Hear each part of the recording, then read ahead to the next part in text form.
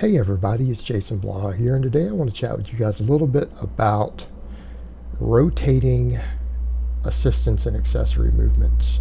Now, this is again obviously for more advanced lifters. Novice lifters, please do not take this advice. If you take this advice as a novice lifter, you will make less progress. You don't want to make the sort of slow progress an intermediate or advanced lifter makes. You want to make noob gains.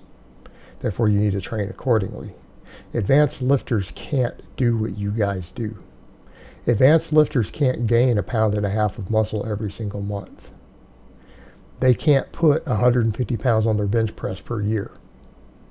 All right, if they could, we would all be benching 2,000 pounds. You guys can do that easily.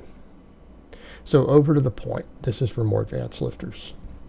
All right, guys, when it comes to your assistance movements, it's important that we understand that we choose assistance movements because they make us stronger at our primary exercises. And you guys know that I advise people who want to get bigger to train essentially like power lifters. Like I don't tell people who have hypertrophy goals to follow a machine 10 rep program. We train like power lifters, and that means we get strong and fast on big basic movements. And we, of course, use all these other movements to fill in the gaps.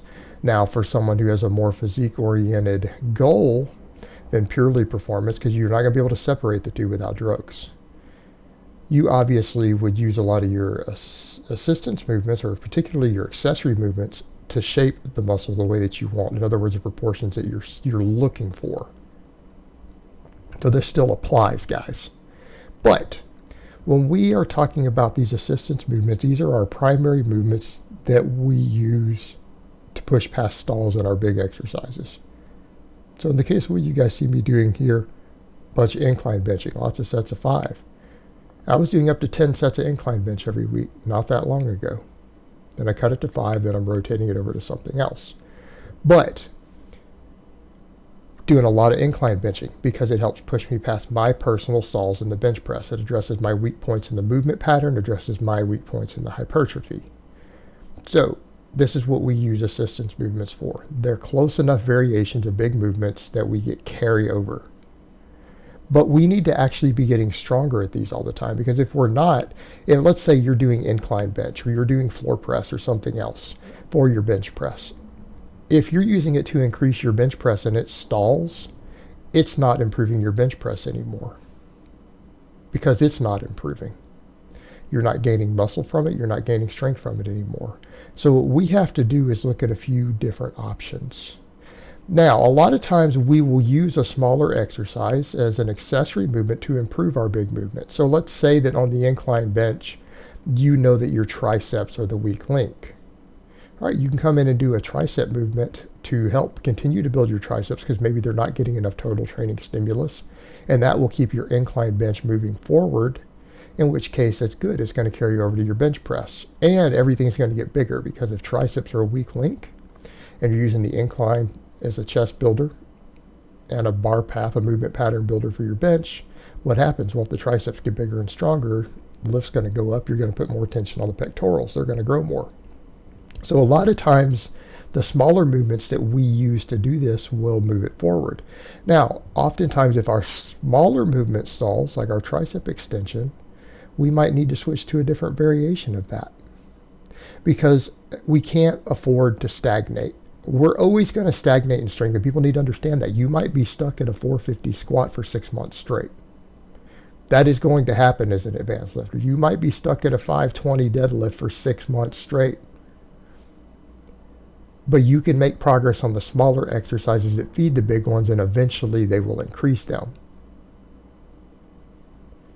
We push past these various plateaus by getting stronger at the other movements, stuff that we can make progress on. So we have to keep something from stalling. Something needs to be progressing all the time. So in the case of this, we could adjust our smaller exercise. Instead of skull crushers with a easy curl bar, we could go over to skull crushers with dumbbells. We could adjust the programming on our smaller exercise. And that's a perfect example of what you guys that saw me recently do. I was doing 5 sets of 10 on skull crushers to help feed my incline. Then I switched over to 3x8 and went heavier for more tension, to keep being able to add micro plates to that incline bench. And that's the other thing you need to look into. Micro plates for your assistance exercises are a real good idea. You might want to have some. So what happens if that stops working? Well, you might need to do some chains on the skull crushers or switch to a dumbbell or something else. In other words, you need to keep those triceps moving forward if the triceps are the weak link in your incline bench. What if your pecs are becoming the weak link? Well, you might need to consider some sort of fly. So what happens when that stops working? What happens when you've continued to work on your tricep stuff and it's inching forward and then the incline stalls? Well, you've got a problem, don't you? At that point, you're going to need to rotate a different exercise because that movement stalling is not helping you. Now, a lot of people would say, but if you switch to a new movement, some of that is going to be neuromuscular efficiency. There's going to be some mild motor pattern learning. That's correct. There is going to be some of that, but there's also going to be hypertrophy. So it's almost as if let's say you go over and you say, okay, I'm going to switch to using chains for my incline bench to keep it moving forward. And that's an option. Well, that new movement pattern is going to facilitate with the change in tension and even learning the new movement pattern, and you having to start a little lighter and building it up. You're still selectively going through a process where you're placing more tension on the muscle over time again. Even if it regresses slightly, it's not going to regress enough that you're not going to keep the muscle that you have. And then as it increases, you're going to gain microscopic amounts of muscle. It's not going to be much.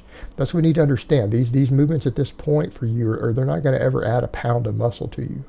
But if they add a gram of muscle in the target area, or a half a gram of muscle in the target area, that accumulates. That keeps you moving forward. So we change these over to do that, to always make some sort of progress. And if there are movement patterns that are similar to your big lifts, even those new movement patterns you're learning could have some potential carryover. So what happens if that's no longer working? What happens when we stall on that? Well, you might need to switch to a different exercise that still gives you something that's going to carry over to the main lift. You might have to switch to a floor press at that point. Right? If the incline stuff is stalled, the floor press is also an acceptable substitute.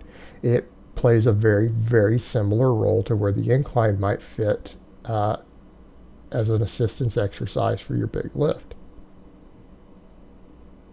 for your bench press. And the floor press works the upper chest a little more in some cases based upon the data than the flat bench does. It also has its own chest focus, and arguably it's possibly a better chest exercise than the bench depending on your range of motion and the way you're built.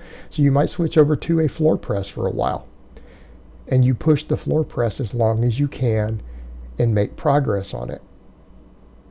And if it's a really important exercise like that, like you decide the floor press is going to be one of your most important special exercises that you're doing, you would again come in and assess its weak points and find a smaller exercise somewhere to help drive it forward.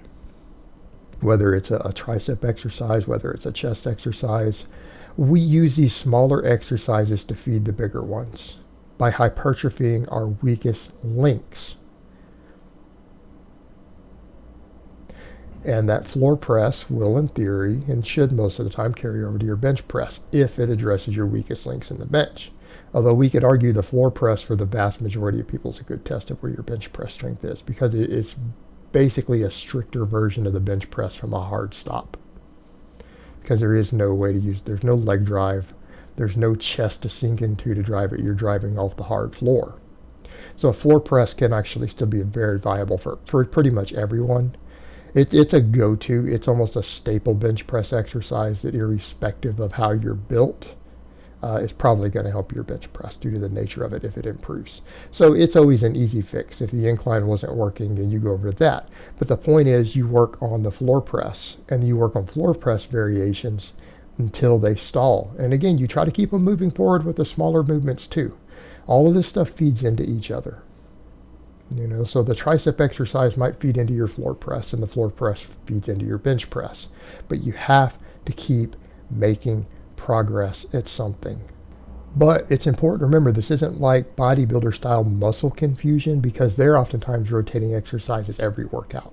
as far as even these movements go. With this, we are actually attempting to program and make progress on them. So you are taking the floor press or the incline bench, and you're trying to, over the course of several weeks or maybe even months, make slow, linear, continual progress with it. And then you only switch when it stalls, and we don't go to random exercises. You are picking exercises that will have carryover to what you are trying to do. All right, guys, but that's really all I have to say on that today. I hope it's been informative, and I will talk to you guys next time.